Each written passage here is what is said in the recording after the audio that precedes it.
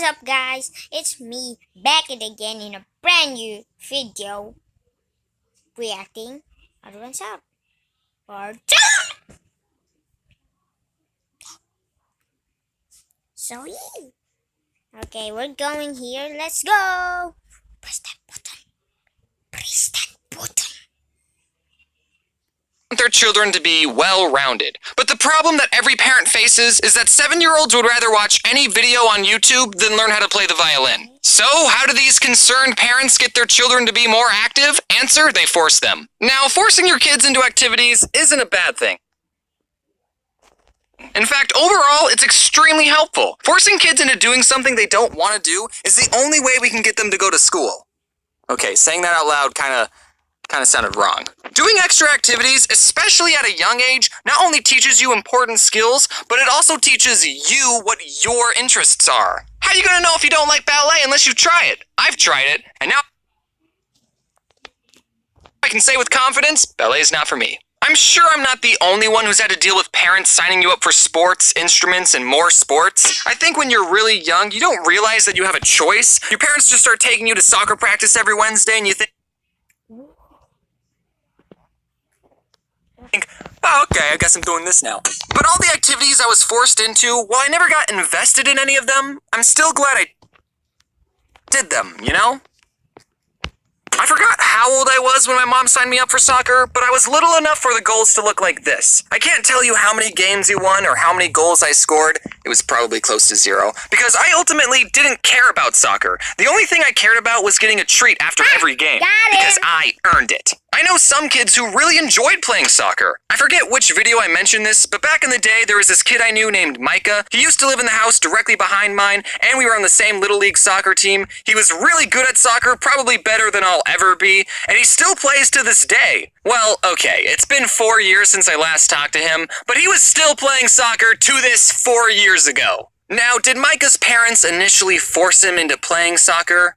Probably, I didn't ask. But if his parents never forced him into it, he would have never known how good he was at the game and how much he enjoyed it. But that's enough about Micah. This is my channel. I don't remember how I stopped playing soccer. I just stopped showing up to the practices one year, and then I never played again. And then my mom put me into Boy Scouts, and that was a lot better because it wasn't competitive and camping is awesome, and I made some dumb videos about it.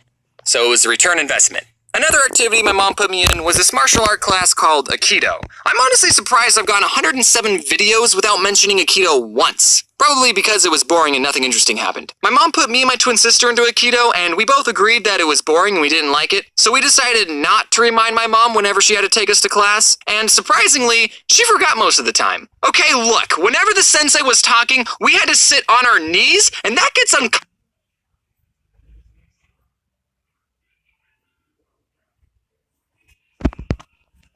after 2 seconds. What is Aikido, I hear you asking? Aikido is a special form of martial arts in that it doesn't teach you how to fight. Aikido is all about self-defense and to also not hurt the attacker. You know those self-defense techniques that are like, if someone tries to attack you, use your keys as a knife and stab them. Aikido is not that. An Aikido master will take an attacker's arm, spin them around, and then pin them down to the floor. Now that sounds really cool on rice paper, like if someone goes to attack you, and then you block their punch and pin them to the ground, and you just give them a look like, you want to take me on, kid?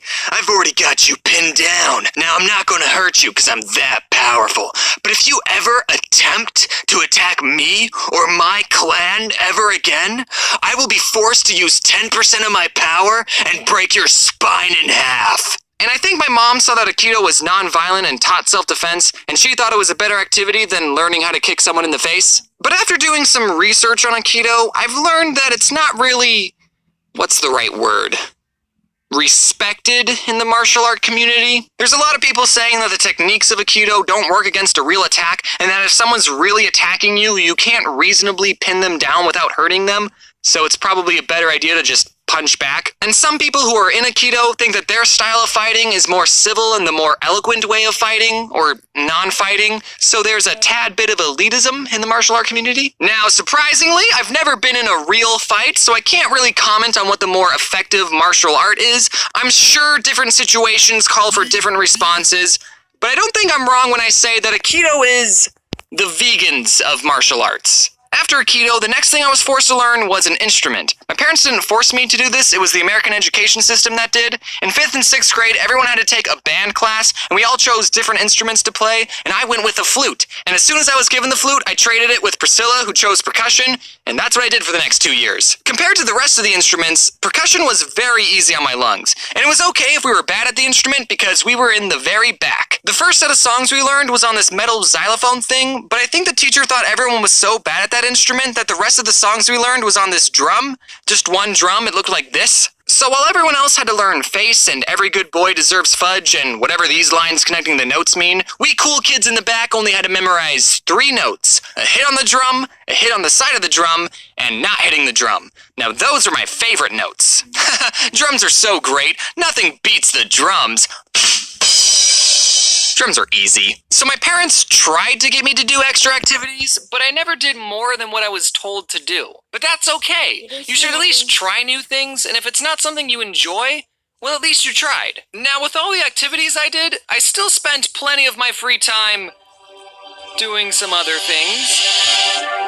Okay, I played a lot of Neopets and RuneScape, and as much as I enjoyed these games, I would say overall, they didn't make me a more rounded person. Unless you count what they did to my horrible posture. People will spend their free time doing what they enjoy, and entertainment is designed to be entertaining. And while it's good to take some time doing things you enjoy, just like everything in life, it's all about balance. I think there's a very clear and important difference between a hobby and an addiction. If you enjoy playing video games and binging Netflix in your free time, then do that. Keyword being free time. You still need to set time to sleep, work, and socialize, and take showers. If I can smell that you were just binging a show, then that's gotta change. While I was working on this video, I wondered why it was more acceptable to be good at chess than it was World of Warcraft, because at its core, chess and Warcraft are the same thing.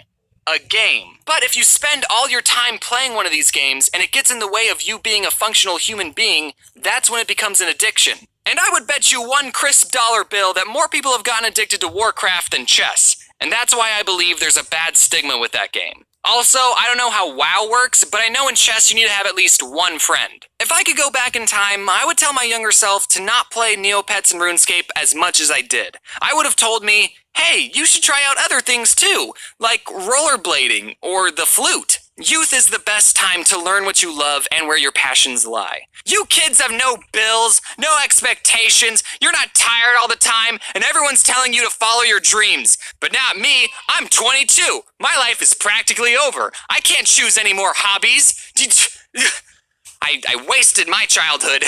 I'm not saying don't play video games or don't watch YouTube. I understand that my main demographic is people who watch YouTube. But like I said before, it's all about the balance. Trademark. So go out there, try new things, join a club, go on a walk, draw something. I'm biased, but make a comic, write a short story, find a recipe online and cook something, or read a book.